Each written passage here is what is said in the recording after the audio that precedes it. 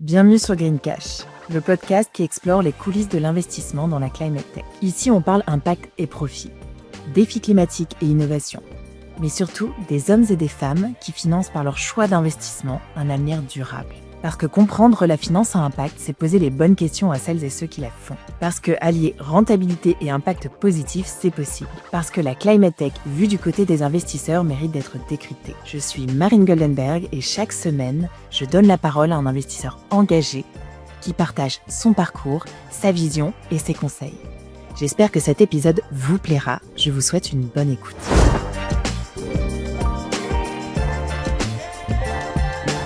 Aujourd'hui, j'ai l'immense plaisir de recevoir Jérôme Sussfeld, le co-head de Raise Sherpa et du programme Future, que tu vas nous présenter.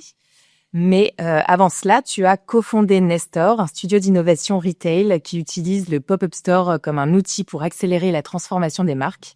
Tu es également l'un des 12 cofondateurs de Good On You Ventures. Et d'ailleurs, c'est drôle parce que c'est cette semaine que j'ai publié l'épisode avec Antoine, donc j'étais déjà sur ces sujets d'incorporer les ONG, les associations dans le domaine de l'investissement, sujet passionnant. Et j'ai découvert que tu étais également coach de dirigeants. Tu as fait un master à HEC en entrepreneuriat et un bachelor en mathématiques appliquées. Bienvenue Jérôme, je suis très curieuse de connaître tout ton parcours.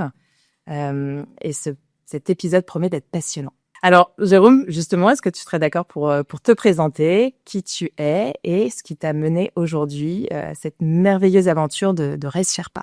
Merci déjà de m'accueillir et de me donner l'occasion de venir parler de Raise Sherpa et de ce qu'on fait. Peut-être pour me présenter, moi j'ai un côté un peu un touche à tout, on va dire. J'ai un profil entrepreneurial. J'ai monté une première boîte quand j'étais en école de commerce, en effet en deuxième année, que j'ai développé pendant 2-3 ans. Ensuite, je suis parti chez L'Oréal pendant 5 ans. J'ai remonté une deuxième boîte, donc Nestor, que tu mentionnes, que j'ai dirigé pendant une petite dizaine d'années. Et ensuite, donc j'ai pris un peu de recul de Nestor, notamment parce que j'avais envie d'aller bosser sur tous les sujets autour de la transition environnementale et sociale. Et c'est ce qui m'a amené chez Raise Sherpa, que je co-dirige depuis maintenant à peu près 1 an. Ça, c'est donc la partie, on va dire, émergée de l'iceberg. La partie immergée, c'est qu'en fait, les sujets de transition et d'entrepreneuriat social m'ont toujours habité. Je m'étais posé cette question-là dans le cadre de la majeure. C'était ma thèse, entrepreneuriat social versus entrepreneurs sociaux en sortie d'école.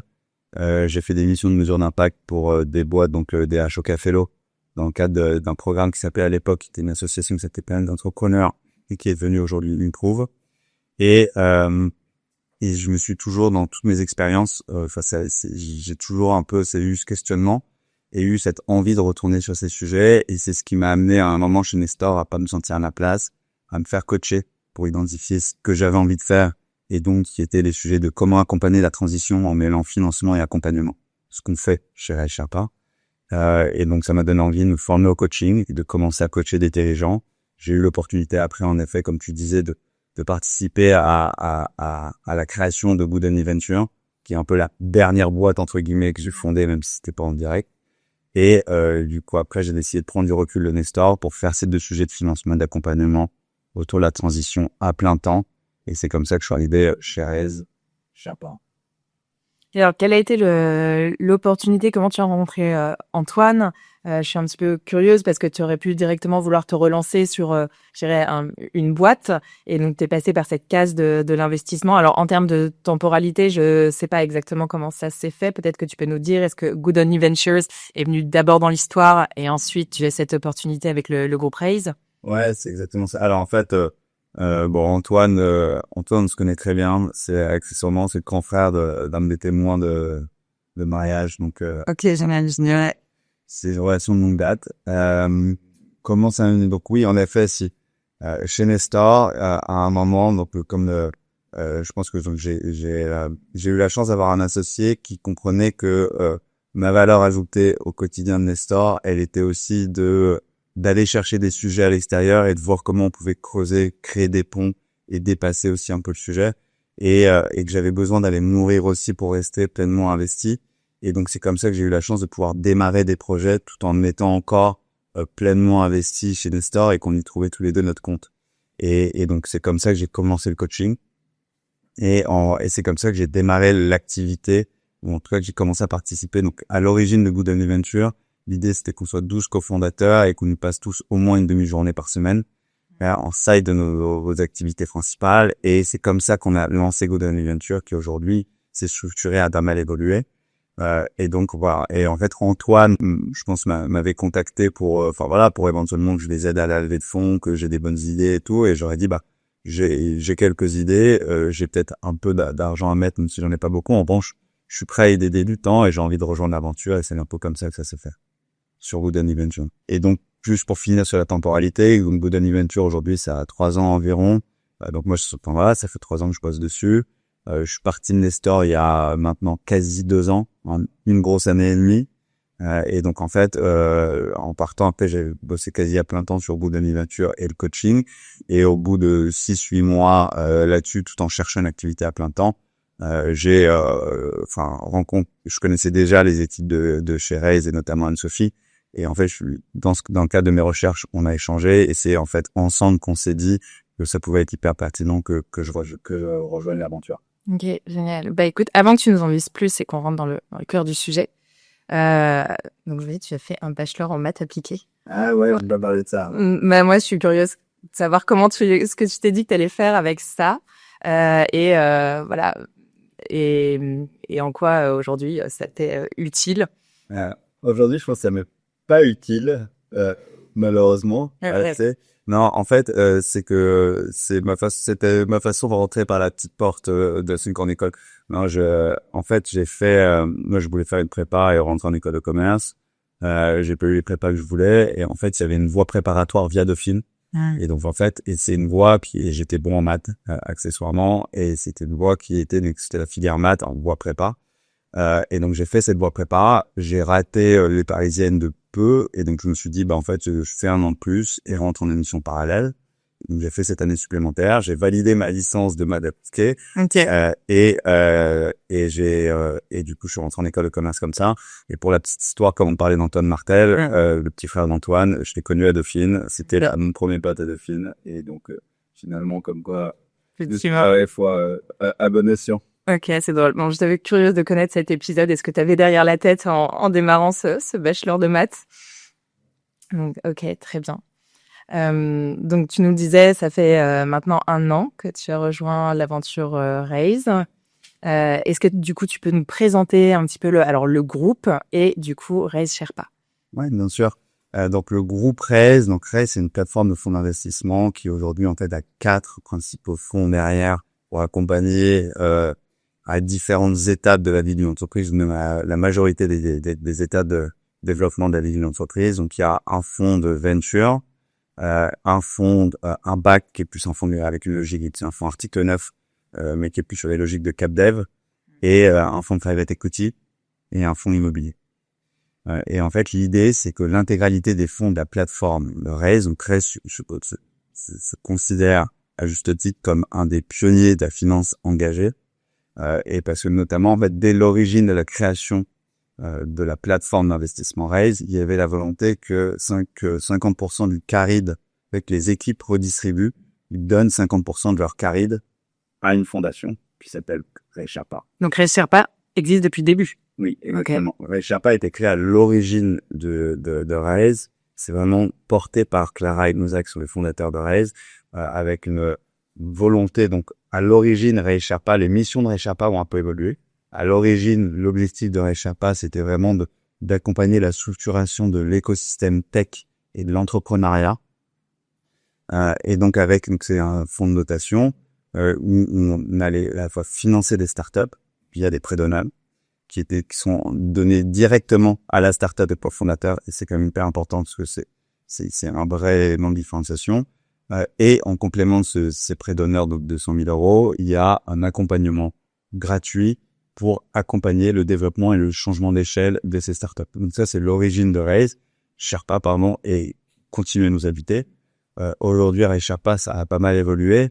Notre mission principale aujourd'hui chez Raise Sherpa, c'est d'accompagner la transition, toujours de fédérer l'innovation sur les sujets autour de la transition environnementale et sociale. Et donc, on continue à accompagner des startups avec pas mal d'autres moyens. On a encore les prêts d'honneur qui sont un outil phare. On a notamment Raise Feature que tu évoquais tout à l'heure, qui est un véhicule d'equity. On met des tickets en follow et on redistribue 100% de la performance à des associations. Et on a un dernier mode de financement qui s'appelle Raise Expansion, qui est plus sur des logiques de cap dev ou en tout cas sur des boîtes un peu plus matures que nos prêts d'honneur pour les accompagner sur des tickets plus gros. Et en complément de ça, on a lancé officiellement il y a 1 an et opérationnellement depuis maintenant bientôt 2 ans, Raise Sherpa Association, où on va faire du don pluriannuel non fléché à des associations. C'est hyper important le pluriannuel non fléché, je pourrais y revenir. Donc, et on soutient du coup des associations en faisant des dons et en les accompagnant avec les mêmes logiques que celles avec lesquelles on accompagne les startups.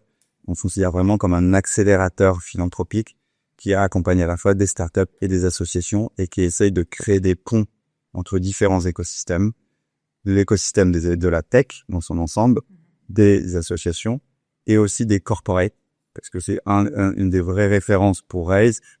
Raise est une référence en termes d'écosystème et de relations au niveau des corporates.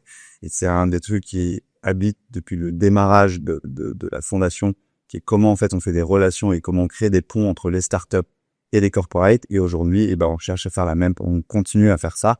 On cherche aussi à embarquer les associations là-dedans. Et alors, je voudrais revenir, avant qu'on rentre dans le détail de votre fonctionnement. Moi, je trouve ça hyper intéressant. Donc, je voulais savoir, en fait, comment voyaient les personnes, parce que tout le monde n'est pas impliqué directement dans la fondation, comment voient les autres investisseurs chez Raise, en tout cas les autres employés, le fait de reverser 50% du caride à la fondation. J'imagine qu'elles connaissent la règle du jeu en rentrant dans le groupe Raise, mais moi, je vois ça comme quelque chose qui fait vraiment aussi la force de la marque employeur Raise, en fait. Ouais, exactement. Alors, tu as toujours les avantages et les inconvénients, enfin, tu vois, les deux facettes Parce qu'on n'est pas sur du 1% symbolique, on est quand même sur le 50% du carré, donc pour moi, c'est aussi un vrai engagement, en fait. C'est énorme, c'est un vrai engagement. Je pense que, ça a été, c'est hyper différenciant. Raise a été vraiment un moteur là-dessus et a démarré une tendance et aujourd'hui, personne ne met les mêmes montants. Et donc oui, et en fait c'est un élément essentiel et les gens qui sont recrutés sont conscients de ça en venant et donc aussi ça drive en termes de recrutement des typologies de personnes qui ont, qui acceptent ça et qui sont hyper intéressés là-dedans. Donc c'est sûr que c'est un enjeu clé. Nous on a un enjeu à la fondation qui est de faire des choses qui rendent fiers l'intégralité des collaborateurs et que tout le monde se retrouve dans nos actions. Parce qu'en fait, c'est eux qui nous donnent l'argent et donc c'est clé pour nous. Qui est vraiment un engagement de l'intégralité des collaborateurs, à la fois dans les missions de la fondation, mais aussi dans le quotidien. Et donc, on a la chance d'avoir énormément d'aide et de temps passé aussi par les collaborateurs sur ce qu'on fait. C'est ça. Comment vous les impliquez du coup? On les implique à plein de manières différentes, à la fois dans nos comités de sélection, si on peut-être nous parler un peu plus de nos process à un moment. Et donc, évidemment, on les implique là-dessus. On les implique en fonction des besoins aussi, quand on a des besoins, soit des startups, soit des associations. Et donc, on va leur demander de l'aide. Et si éventuellement, il y a des personnes pertinentes, soit pour donner du temps sur des sujets qui sont des sujets clés chez eux, de compétences clés chez eux, ou nous trouver des relais, des bonnes idées. Donc, on va vraiment essayer de les embarquer à différents moments, à différents niveaux sur les sujets de la fondation. Et peut-être juste pour finir sur ce côté, en tout cas, politique, engagement des collaborateurs autour de ça. C'est donc, globalement, c'est une des grosses forces de Raise. Ça drive une typologie de personnes qui sont concernées par les sujets autres et qui ont envie de donner et qui ont une forme de générosité très forte.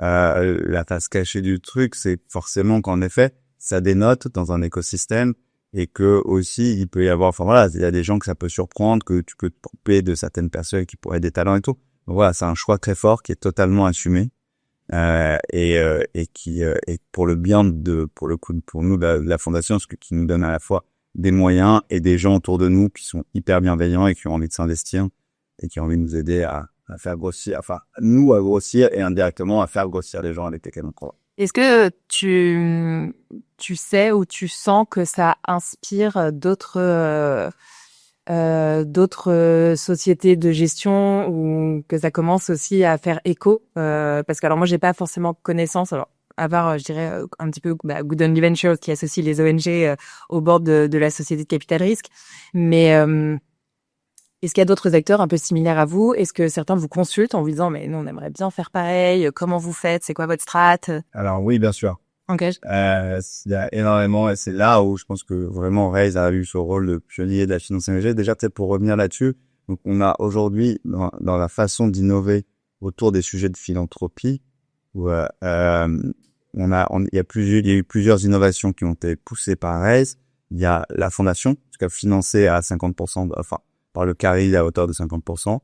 Il y a ce qu'on appelle les fonds de partage. Où aujourd'hui, donc il y a un fonds au sein de Raise qui s'appelle Investir pour l'enfance, qui dépend pas directement de la fondation, dont on n'est pas encore parlé, et qui est une vraie révolution aussi en termes de philanthropie. Et il y a Raise Future, qui est vraiment hyper novateur dans la façon de réallouer de l'argent autour du monde associatif et aussi d'engager des dirigeants des différentes startups qu'on finance et leurs collaborateurs sur ces sujets aussi du monde associatif et sur des problématiques autres. Et donc en fait, pour répondre à ta question sur les fonds et à quel point ils sont donc aujourd'hui, on voit que ce pledge de donner une partie de son caride, c'est quelque chose qui est fait de plus en plus par de plus en plus de fonds. On était les premiers à le faire et je pense qu'on est encore les seuls. J'ai pas la stat exacte, donc en tout cas, on fait partie de ceux qui donnent le plus gros montant. 50%, c'est considérable. Mais il y a énormément aujourd'hui de fonds qui considèrent cette question, qui le mettent en place et sur des ratios qui sont plus faibles. Donc ça, c'est un des premiers trucs où je pense que Raise a ouvert une voie, en tout cas en France. Et après, sur Investir pour l'enfance, que j'étais en train d'évoquer, Investir pour l'enfance, c'est un fonds aujourd'hui qui est fait en partenariat avec la majorité, ou en tout cas des gros acteurs de private equity partenaires. Et l'idée, c'est qu'en fait, donc en gros 50% de la performance du fonds, là je parle plus du carry des équipes. Donc, grosso modo, si un fonds, on va dire, si un fonds, on va dire, génère 100 de performance, c'est 50 qui est reversé à 2 associations. Et en fait, aujourd'hui, donc tout a été, donc les LPs, les gens qui nous confient de l'argent acceptent qu'il y ait quasiment, la moitié de leur performance qui soit redistribuée. En termes de fees, de gestion pour aligner, c'est pareil, tout est coupé par 2. Et donc aujourd'hui, la façon dont c'est géré aujourd'hui en partenariat avec avec énormément d'acteurs qui nous sourcent des deals et qui nous ont permis de déployer hyper vite ce fonds et qui nous ont donné un accès privilégié sur ces deals-là parce que il y avait autant qui étaient reversés à des associations. Et là-dessus, on est un peu sur la même logique entre IPE et Future. Future, c'est un peu la même chose fait à notre petit niveau entre guillemets à la fondation. Où en fait, nous aujourd'hui, on va avoir un sujet d'investir en equity, on investit des petits tickets en follow aussi pour que ce soit relativement facile de sortir à un moment. Parce que notre enjeu, en fait, c'est un fonds evergreen.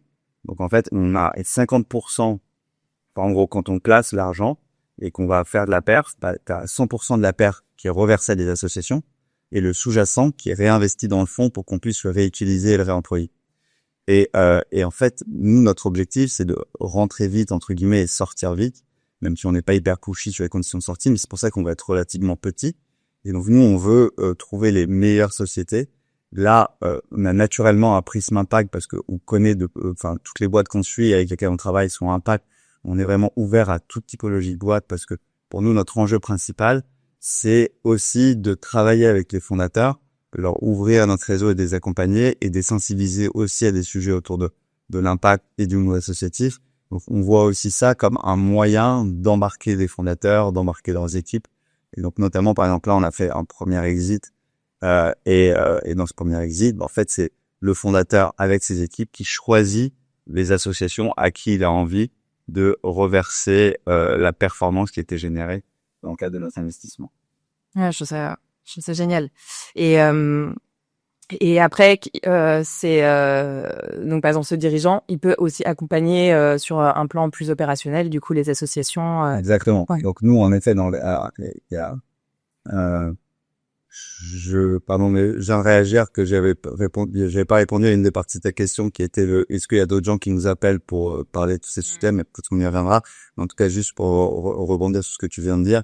Oui, les dirigeants, et nous, en gros, aujourd'hui, donc, chez Ray Sherpa, notre objectif, c'est de créer des ponts, faire du lien entre les différents mondes. Et donc, on a une grosse base de mentors, à la fois et de corporate. Et notamment dans les mentors, il y a beaucoup d'entrepreneurs qu'on a d'abord accompagnés et qui aujourd'hui acceptent de rendre et d'accompagner à leur tour.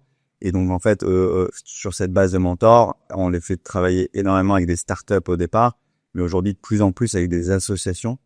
Et en fait, on a créé des binômes entre nos associations clés et certains de nos mentors clés, pour pouvoir, pour pouvoir créer des liens et faire en sorte que le monde de la tech s'investisse et accompagne de plus en plus les associations notamment. Sur la première question, donc oui, aujourd'hui on se fait beaucoup appeler sur pas mal de sujets, mais sur toutes les questions. Le fonds de dotation, c'est un sujet à la mode, et en tout cas où il y a plein de choses à faire autour de ça. Sur Feature, sur Investir pour l'enfance, il y a énormément d'acteurs de l'écosystème qui se posent des questions de comment travailler, comment essayer d'innover en finance.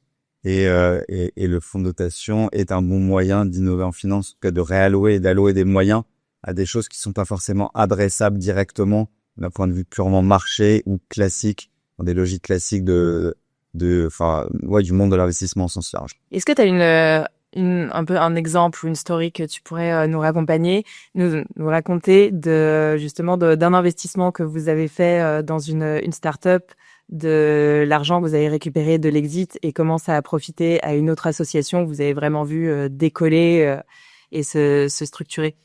La story, là, elle est en construction là-dessus parce que donc ce que j'évoquais, donc là, on vient de faire avec Feature notre premier exit. Feature, c'est un fonds qui a aujourd'hui un peu moins de 2 ans, donc qui est encore très jeune. Là, on a décidé de te sortir, pas totalement, mais en partie d'une startup qu'on estime beaucoup et qu'on continue à accompagner, donc on est resté dedans, parce qu'on avait aussi envie de pouvoir justement activer et faire ces premiers pas de redéploiement, et donc qui s'appelle Tomorrow. Et donc aujourd'hui, on a fait ce premier exit de Tomorrow, et on a aujourd'hui un montant significatif à donner à des associations. Et donc je peux pas encore dire quelles associations vont les toucher, mais c'est donc en fait aujourd'hui c'est dans les mains de l'équipe, à la fois du fondateur et de l'équipe de Tomorrow, de décider de quelles associations dans notre portefeuille d'associations accompagnées va pouvoir toucher cet argent. Et après, donc ça c'est la partie, on va dire, plutôt feature et première un peu success story, ce tour de feature et de comment on a déployé le modèle jusqu'au bout. Et à l'inverse, je peux te parler de success story au niveau associatif.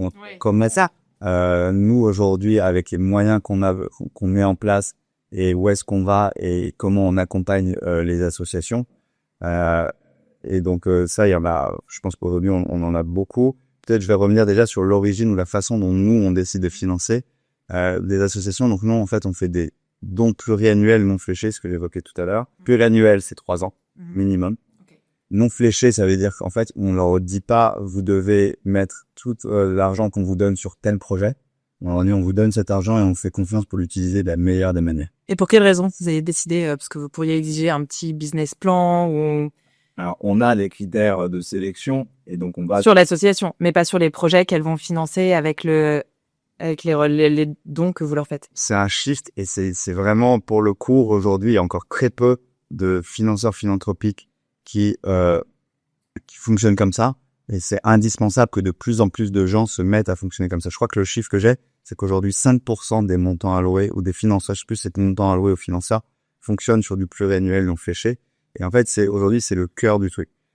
En fonctionnant sur du financement de projet, il y a énormément... En fait, les associations ne peuvent pas financer de l'humain.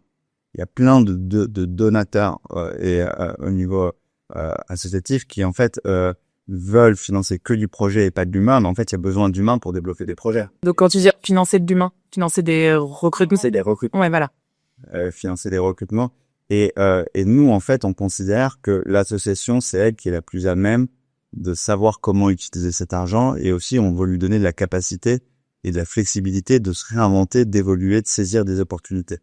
Et c'est clé pour nous, du coup, on a un process de sélection qui est assez poussé des associations, mais une fois qu'on a fait ce process, on leur fait confiance et en parallèle de ça, on les accompagne au quotidien. On passe du temps avec elles pour identifier des sujets, des besoins et faire voici ces besoins. Dans notre process de recrutement, on a une grille de lecture où nous, il y a 2 critères un peu clés qui font qu'on va décider si on est les bonnes personnes pour accompagner l'association, qui sont notamment le fait que l'association, à un moment donné, ait un sujet tech, digital au sens large, dans son développement. Donc, en fait, elle ait besoin, sans dénaturer ses missions, d'utiliser des aspects tech pour vraiment changer d'échelle. Et qu'il y ait une logique un peu d'hybridation de business model. Et donc, du coup, en fait, nous, on considère que les typologies d'associations qu'on va accompagner, on présente les dirigeants comme des assopreneurs. Pour nous, c'est des associations avec un mindset très entrepreneurial, qui sont encore petites, moyennes, et dans lesquelles on va accompagner la croissance dans la logique d'accélérateur que j'évoquais. Et donc, du coup, ces associations-là, une fois qu'on a établi ces critères, nous, on est très à l'aise de dire, en fait, on vous fait confiance pour utiliser au mieux et on va vous accompagner pour vous trouver les bonnes solutions, les bons mentors, les bonnes personnes et de faire les bonnes connexions pour vous permettre d'aller le plus loin possible. Et au bout de 3 ans, on fait un point sur ce que vous étiez au début et ce que vous êtes devenu. Ouais, alors même on essaie de faire avant 3 ans. On va le faire. En fait, donc tous ces principes d'ailleurs de pluriannuel, non fléché, de faire le point le plus en avance possible. En tout cas, donc on se dit 1 an avant, on va essayer. Donc là, on arrive à ça parce que c'était 2 ans. Mais on va essayer de se dire qu'on va prévenir en avance les associations. Toujours pareil pour leur donner de la visibilité. Ce ratio, en fait, il y a toute une théorie autour du smart dealing qui est développée par 2-3 écosystèmes. Et nous, on est très proche d'Epic là-dessus et on collabore avec eux sur ça. Et les peu nous ont, enfin voilà. Et en fait, on a naturellement fait les choses en discutant avec plein de gens de façon très proche d'eux. Et après, eux, il y a une école de la philanthropie qu'on a fait du coup et où ça nous permettait de mettre de la théorie là-dessus. Et justement, ils recommandaient de dire minimum 1 an à l'avance, prévenir les associations quand on arrête de le financer. Est-ce que du coup, les associations, parce que comme vous les aidez aussi, c'est ça, hein, vous les accompagnez aussi beaucoup dans la partie opérationnelle, les mettre en contact avec des startups si elles ont besoin de soutien, de mentorat. Et je crois qu'il y a aussi un bel exemple que vous pouvez donner avec l'association J'accueille. Pour nous, donc, il y a un enjeu essentiel à s'inscrire dans le long terme et à leur donner, moyens et à continuer là-dessus. Mais donc, J'accueille, aujourd'hui, en fait, ça fonctionne un peu en donnant. Donc, quand on va sélectionner une association, et donc J'accueille, pour le coup, je pense, ça fait partie de nos gros succès ou des associations avec qui on collabore hyper bien. Donc, juste peut-être pour présenter J'accueille, c'est une association qui est une émanation de Singa, qui en fait travaille autour de l'accueil et même plus que l'accueil, de l'intégration des nouveaux arrivants et avec un concept de départ qui est que donc en tout cas un moyen d'accélérer cette intégration en passant et en utilisant les chambres disponibles chez des habitants. Et en fait, cette relation à l'habitant et en étant chez quelqu'un est un facteur d'accélération énorme d'intégration pour le nouvel arrivant. Et donc, J'accueille, on les a aidés énormément sur tous les sujets, justement, de construction de plateformes digitales, de gestion de la donnée, pour qu'en fait, ils soient capables aussi, à un moment donné, de mesurer leur impact, d'avoir de la data sur des choses où aujourd'hui, on n'a pas de données, et pour pouvoir derrière montrer à quel point, leur solution est efficace, et développer des nouvelles solutions. Donc aujourd'hui, ils sont en train de développer des plateformes pour notamment les collectivités, pour qu'en fait les collectivités puissent penser différemment les politiques autour des nouveaux arrivants. Et donc il y a vraiment, et c'est là où pour le coup, je pense que notre accompagnement auprès de l'accueil, c'est un succès, c'est que en fait, on leur a pas dit on va financer cette plateforme au départ. On savait que ça faisait partie de leur sujet et de leurs enjeux et tout, mais on les a laissés y aller à leur rythme quand ils voulaient. Et en revanche, nous, oui, au quotidien, on bosse, on fait des points tous les mois avec David, qui est le DG de J'accueille, et donc on est au courant de ces sujets il nous dit, et dès qu'il a des besoins, on va essayer de trouver le bon mentor, la bonne personne, de trouver la bonne connexion aussi. Et donc, c'est vraiment on a, au démarrage, pendant le process de sélection, on identifie des critères, selon nos critères clés, si l'association a des enjeux sur lesquels on sera capable de l'aider à moyen long terme. Et après, au quotidien, dans notre relation, on saisit des problèmes et des besoins enjeu par enjeu en fonction de la priorité du moment. Est-ce que ça a été compliqué alors, peut-être que toi, tu n'étais pas encore dans le groupe Raise, mais est-ce que ça a été compliqué de mettre en place ce modèle que vous avez de fondation parce que finalement, c'est un modèle pas hybride, mais en termes de réglementation, en termes de fiscalité, est-ce que c'est difficile pour le groupe d'avoir mis en place cette fondation?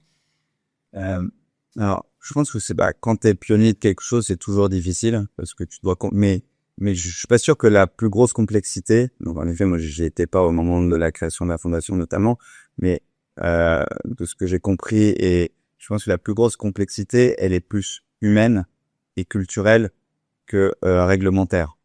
Voilà, il y a un enjeu, notamment par exemple, parler des 50% du CARID, il a fallu convaincre des investisseurs de la pertinence de faire ça.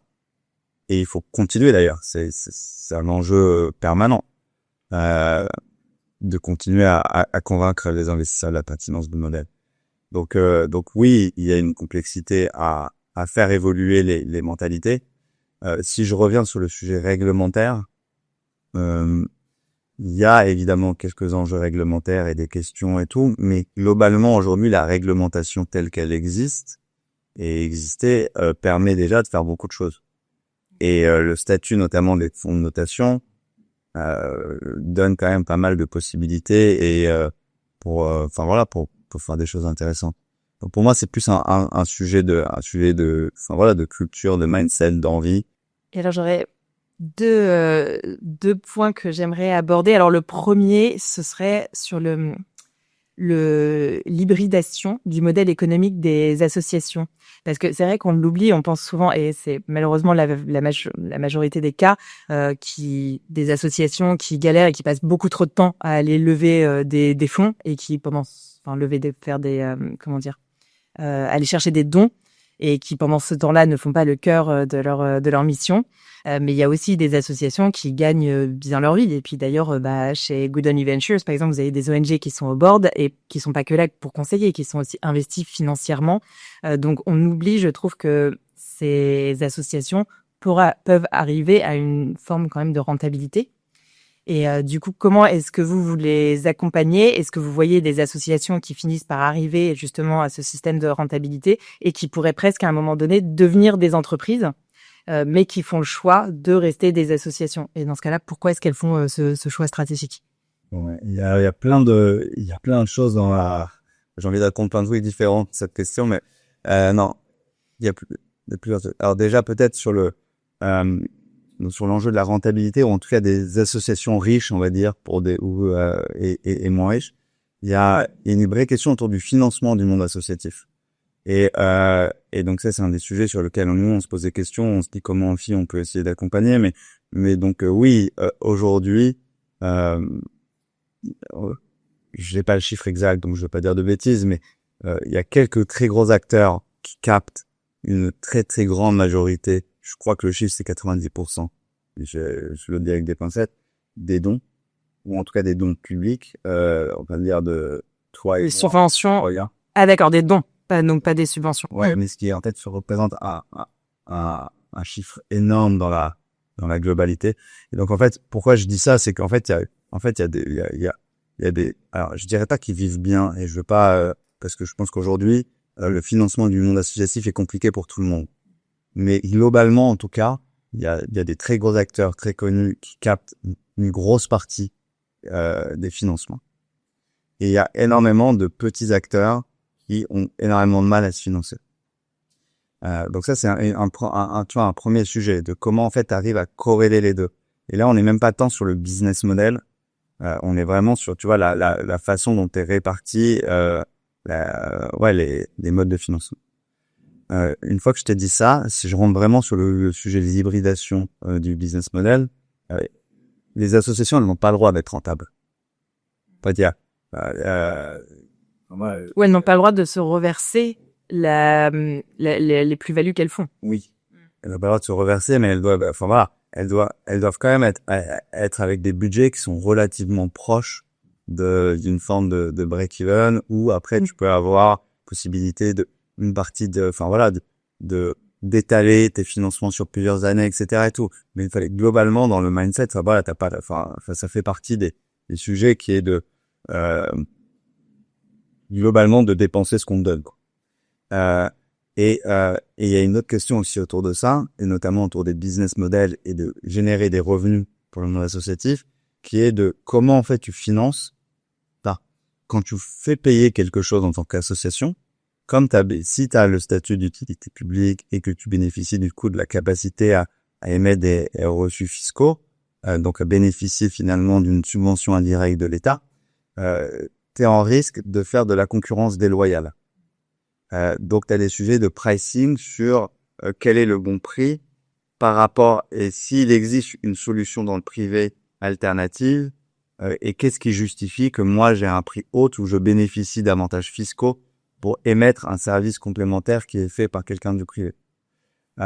Et donc du coup il y a aussi une vraie, enfin voilà, c'est pas évident pour une association de commencer à générer du chiffre d'affaires et à développer des moyens pour le faire. Mais ça reste un enjeu clé, et en effet ça reste aussi un enjeu clé d'autonomie. Donc en fait les associations elles doivent aussi démontrer quel est le bon prix, pourquoi elles le font, et pourquoi elles ont un modèle associatif derrière. Par exemple, là, il y a un bon exemple que j'ai envie de te donner, c'est Pioneer. Pioneer, c'est une association comme soutien qui fait de la détection de feu, de forêt, qui travaille énormément avec les sapeurs-pompiers, et eux, ils se posent exactement cette question. Alors, j'ai pensé à eux en les voyant sur votre site. Intéressant comme exemple. Donc, eux, ils ont travaillé avec,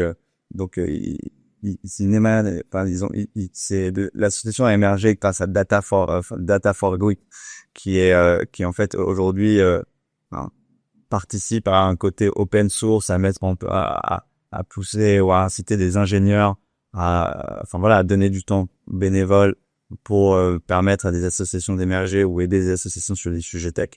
Et donc Pioneer, il y a des startups qui sont vraiment des copycats de Pioneer et qui sont en train d'émerger, de chercher à lever des fonds, etc. Et Pioneer, il se pose aujourd'hui la question de quel est le bon business model pour eux. Est-ce qu'ils devraient switcher en étant une pure startup? Est-ce qu'ils doivent avoir un modèle hybride? Comment ils font ce modèle hybride? Comment ils continuent ou ils utilisent un côté pricing pour reverser toute une partie des fees de pricing à l'association et à financer de l'innovation sur des sujets avec une unité de bien commun? Et eux, ils sont vraiment hyper à cheval et vraiment hyper engagés sur le côté associatif et sur cet enjeu-là, et sur aussi rendre le prix de leur solution hyper accessible pour les personnes qui en ont le plus besoin, et notamment les sapeurs-pompiers. Et donc, eux, vraiment, on est au cœur de leur question aujourd'hui sur comment adresser cette hybridation et avoir une partie et bien segmenter les choses. Et ça, par exemple, pour donner un exemple plus concret de ce que j'évoquais tout à l'heure, nous, on a demandé à des collaborateurs en interne de les aider sur ces sujets-là, sur ces sujets de business model, sur comment, en fait, quelle va être la meilleure, comment travailler au mieux votre business model et bien segmenter les choses, et quelle peut être la bonne structure juridique autour de ça pour avoir un système qui soit le plus cohérent possible. Oui, il y avait un autre exemple auquel je pensais. Alors, si je me souviens bien, le nom, c'est Coral Guardian. Où eux pourraient aussi se faire financer, par exemple sur le marché du blue carbon, ou ça pourrait être aussi est-ce que c'est aussi une question qui se pose? Ouais, alors en effet, Coral Guardian, c'est une question, alors aujourd'hui le marché du blue carbon, il est quand même encore très compliqué, évolution et tout, donc je pense pas que ce soit une question pour eux à très court terme, mais c'est une question à moyen long terme, en effet, de se dire comment tu pourrais aller leverager des financements autour de ça. Il y a un truc qui est très très fort, une des choses qui nous a convaincus dans Coral Guardian, c'est qu'en fait ils ont réussi à démontrer qu'en accompagnant, en restaurant en tout cas des coraux, et en accompagnant les populations sur place donc en les formant sur la restauration de coraux et en les sensibilisant au sujet, ils arrivaient en fait à redynamiser la faune et la flore sur place et à recréer des activités de pêche là où les activités de pêche avaient été détruites. Et en fait, et du coup, ça recrée aussi de l'activité localement. Et en fait, c'est les locaux qui deviennent les meilleurs défenseurs de l'endroit. Donc en fait, ils arrivent à recréer des aires marines protégées sans que ça ait un statut d'aire marine protégée et que ce soit fait par les locaux qui sont déjà là. Et donc en fait, aujourd'hui, nous on les accompagne sur comment prendre de l'ampleur autour de ça et faire en sorte que le mouvement prenne beaucoup d'ampleur et qu'il y ait de plus en plus d'endroits comme ça. Et oui, donc demain, un marché des blue carbone, il pourrait essayer de se certifier et tout là-dessus. Mais il y a aussi plein d'autres moyens pour Coral Guardian de trouver, d'essayer d'hybrider leur business model avec d'autres manières. Et donc donc tu parlais d'impact. Et alors on en a parlé un petit peu avant cet entretien de la mesure d'impact. Ouais. Et donc c'était une question que je me posais aussi. Est-ce que chez vous vous mesurez l'impact des associations et si oui, quelle méthode vous utilisez? Comme tu disais qu'en plus vous laissiez 3 ans un peu tranquille vos associations sur la manière dont elles utilisent leurs dons. Voilà, comment est-ce que aussi vous les suivez sur cet aspect-là? On leur fait confiance et on les suit au quotidien, les accompagne au quotidien sur leur sujet. Mais sur la mesure d'impact, c'est un vaste sujet et c'est hyper complexe. Nous, on a plein de sujets autour de la mesure d'impact. On a la mesure d'impact, nous, de la fondation, comment on le fait et comment on agrège la totalité. On a comment on suit l'impact de chacune des startups qu'on accompagne et on les fait aussi de chacune des différentes associations. Et donc, sur chacun des différents sujets, on réfléchit et on est encore en train d'apprendre et de marcher pour évoluer et améliorer, et améliorer nos process. Globalement, aujourd'hui, ce qu'on demande à la fois aux associations comme aux startups, c'est de nous fournir on codéfinit avec elles des critères clés pour mesurer l'impact et on leur demande de nous fournir de façon annuelle ces données-là et on essaie de les suivre. Et on les suit et du coup on les monitore sur les plusieurs années sur lesquelles pendant lesquelles on travaille avec les associations et on fait évoluer ces critères en fonction notamment pour les associations, c'est moins vrai pour les startups, mais en fonction des différents projets et des nouveaux projets ou initiatives qui vont arriver et des enjeux qui évoluent. Après nous et donc sur la mesure d'impact au sens plus large, nous on travaille surtout des sujets autour de tout ce qui est mesurabilité, additionnalité, intentionnalité. Donc on va vraiment avoir cette clé-là, notamment pour les startups, et on essaye dans nos process de recrutement le plus en amont possible. C'est des questions qu'on pose très rapidement autour de l'impact. Ça fait partie de notre grille de nos dossiers de présélection, et on essaie vraiment de mesurer et de sentir à quel point c'est un sujet essentiel pour les startups. Sur les associations, ça vient un peu plus tard parce que elles sont par essence, par essence à oui, bien sûr. Et après, ce que je te partageais tout à l'heure, ce qui est toujours compliqué dans la mesure, c'est toujours dans quelle mesure tu mesures ou pas, ou tu fais confiance. Et il faut un peu des deux. On est convaincu qu'aujourd'hui, en fait, pour moi, le meilleur critère et gage de qualité et d'impact des associations qu'on accompagne, c'est on le mesure dans nos interactions qu'on a au quotidien avec elles, dans la façon dont on les voit grossir, évoluer, se saisir des sujets, et plus que dans quelques critères qu'on a définis avec elles. Surtout qu'en fait, et après, et non, j'allais plus parler de nous, j'allais dire surtout qu'après t'as toujours la question pour nous, qui est dans quelle mesure on arrive à quantifier l'impact d'une solution ou de quelque chose chez nous, tu vois, dans quelle mesure, en fait, t'as aussi ce côté théorie des changements de quelle part d'impact on a dans l'impact quotidien des gens qu'on accompagne. Très bien, très clair. Alors, avant de terminer cet entretien, j'avais envie de revenir un petit peu sur vos projets pour l'année à venir. Quels sont vos projets de développement? Je crois que tu me parlais de Raise Expansion. Est-ce que tu veux nous partager quelque chose? Dans Rise Expansion, on vient de lancer officiellement la 3e tranche de Rise Expansion, donc c'est 10 millions d'euros de plus. Donc on a ça, ce qui porte le véhicule Rise Expansion à 30 millions. Donc on est hyper content et fier de ce renouvellement. Et en fait sur donc 3 thématiques autour de la transition qui sont la santé, le bien vieillir et l'environnement. Et donc on va financer donc c'est grosso modo des prêts de 500 000 euros avec un taux de 6 et 8%, qui est très bas par rapport à vraiment au marché sur ce genre de sujet, et pour financer vraiment j'ai envie de dire le passage à l'étape. On me dira c'est toujours le cas surtout, mais là on est vraiment sur des startups qui sont assez matures déjà et dans une implémentation, dans une duplication opérationnelle.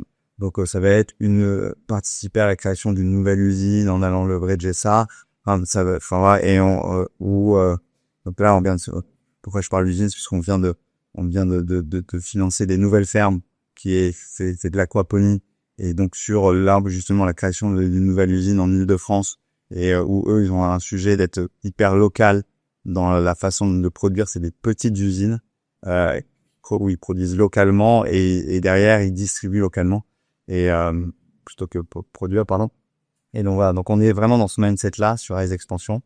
Donc ça c'est un de nos sujets. L'autre sujet aussi, je pense que dans nos actus ou priorités du moment, nous on parlait tout à l'heure des enjeux de financement du monde associatif, et en fait nous c'est en tant que financeur, quel est notre rôle, comment on peut à la fois participer, un peu faire évoluer les mentalités ou les modes de financement du monde associatif notamment, et aussi comment on peut plus penser en termes de coalition. Donc à la fois nous en termes de coalition et de partenariat, et en termes dans l'écosystème, et plus globalement comment on peut inciter les associations de temps en temps à mieux bosser ensemble et à aller plus loin. Donc nous on cherche vraiment toujours dans cette volonté de créer des ponts entre les acteurs de la tech et les acteurs du monde associatif, entre des grands groupes et ces différents acteurs, et entre les acteurs eux-mêmes, donc entre les associations, et essayer d'inciter à plus de coalitions, plus de collectifs et plus de synergie. Et alors, donc maintenant, on va approcher de la fin de l'entretien. Et donc, pour conclure, j'aimerais te poser quelques questions. Et donc, à savoir, quel aurait été le conseil que tu aurais aimé recevoir quand tu as démarré dans le monde de l'impact? C'est compliqué, qu'il y a pas de super... Tu aurais aimé savoir dès le départ? Ouais. Après, je me dis que c'est bien de démarrer les choses naïvement. Je pense que, en tout cas, qu'il n'y a pas une bonne solution, et qu'il y a une somme de solutions, et qu'il faut penser du coup écosystème, collaboration, et que en fait la seule manière finalement d'y arriver c'est ensemble, et que ça prend du temps, mais que c'est faisable. Et que du coup, c'est sûrement aussi plus soutenable, et un développement, une manière de se développer plus pérenne. Est-ce que tu pourrais nous partager, et je sais que tu as fait une petite liste, une ressource, ça c'est ton côté scolaire, une ressource, un livre que tu suis, un livre que tu as lu, quelque chose qui t'inspire? La première ressource ou livre qui m'est venu, c'est très américain, donc souvent un peu, mais le contenu est beaucoup mieux que le titre. C'est les 7 habitudes de ceux qui réussissent tout ce qu'ils entreprennent, je crois, un truc comme ça. Ouais, les 7 habitudes de ceux qui réalisent tout ce qu'ils entreprennent. Et en fait, ça, c'est un bouquin que je trouve hyper intéressant, parce qu'en fait, il analyse et il décortique les schémas de dépendance, indépendance ou interdépendance. Et en fait, de comment tu peux t'organiser d'un point de vue individuel pour être centré sur tes prios, tes objectifs, et être à même de derrière. Donc, il parle de victoire individuelle et de victoire collective. Et donc, une fois que tu es bien organisé individuellement, tu peux bien interagir collectivement, et là, penser synergie, win-win, etc. Et donc, je trouve que c'est un best-seller aux États-Unis, mais j'aime beaucoup et donc, autour de cette habitude, il faut travailler au quotidien pour que ça devienne des habitudes. Alors, est-ce que toi, tu as ancré ces 7 habitudes du malheureusement, non. Au moins une? Alors moi, je pense que quand j'ai lu le bouquin, et c'est encore le cas, mais je pense que je suis meilleur sur les habitudes de la victoire collective que de la victoire individuelle. Et donc moi par exemple j'ai tendance, enfin le côté penser win-win, tout le monde te dit, et en fait souvent quand d'ailleurs tu dis penser win-win, je pense que in fine moi souvent je peux avoir tendance à faire du win-loss, donc à accepter moi de perdre pour laisser gagner l'autre, ce qui est pas bon non plus. Mais je pense que je suis assez bon sur le côté penser win-win, synergie et tout. Donc ça c'est des trucs où j'ai en gros pris conscience de ces qualités-là on va dire et que je garde. Après, je pense que pour le coup, moi, là où j'avais un enjeu, c'était plus sur le côté victoire individuelle et donc être clair sur mes priorités. Et le deuxième bouquin dont je vais te parler corrobore un peu avec ça, mais Après, on a un livre pour chacune des habitudes, si vous voulez. c'est ça. Non, mais et donc là-dessus, je pense que tu vois, j'ai commencé à pas mal bosser sur mon organisation, moi individuelle, pour être plus clair sur mes priorités, pour choisir et donc renoncer à pas mal de choses. Et pour être justement plus focus et plus driver les sujets quoi. Donc ouais, ça serait les nouvelles habitudes que je suis en train de prendre, que je prends puis que j'opère et que je reprends, mais voilà. Et le deuxième bouquin donc corrélé à ça, que j'ai pas lu pour le coup, mais j'ai écouté une interview en podcast de la personne qui a écrit ça, qui c'est Penser avec clarté de Shane Parrish, je sais pas si je prononce bien, mais et ça j'ai trouvé ça justement brillant sur le côté être clair sur tes priorités, de savoir pourquoi tu prends des décisions et prendre des décisions en conscience. Et ça pour moi c'est un truc qui est hyper important. Voilà, donc de prendre le temps et de se fixer des règles pour avoir justement le temps de prendre les bonnes décisions et de les prendre en conscience. Mais écoute, je crois que je vais ajouter ça en haut de ma liste de lecture. Ouais, moi, j'essaye souvent de faire le point, quasiment de manière hebdomadaire, sur me rappeler pourquoi je fais les choses et pourquoi je choisis telle chose au détriment d'une autre quand la frustration refait surface. Maintenant, j'aimerais que tu nous parles d'une personnalité qui t'inspire au quotidien. J'en ai un autre du coup qui m'est venu, donc j'adore Ecotopia. Ecotopia, j'en ai entendu parler de celui-là. Génial. Tu te dis qu'en lisant ça te redonne le sourire et tu te dis que comme quoi c'est possible. Voilà. Et c'est la Californie qui a fait sécession aux États-Unis. C'est un bouquin des années 70 et qui t'explique de comment en fait, en trouvant de l'autonomie, d'arriver à te guérir, tu te guéris toi-même en guérissant la société et en travaillant, en étant plus proche de la nature. Et pour rebondir sur les personnes, du coup, pardon. En fait, en t'écoutant, je me dis, il faudrait que je fasse un épisode hors saison où on parle que des lectures qui nous inspirent. Tu vois, et nous structure. Il faut arriver à les lire toutes derrière.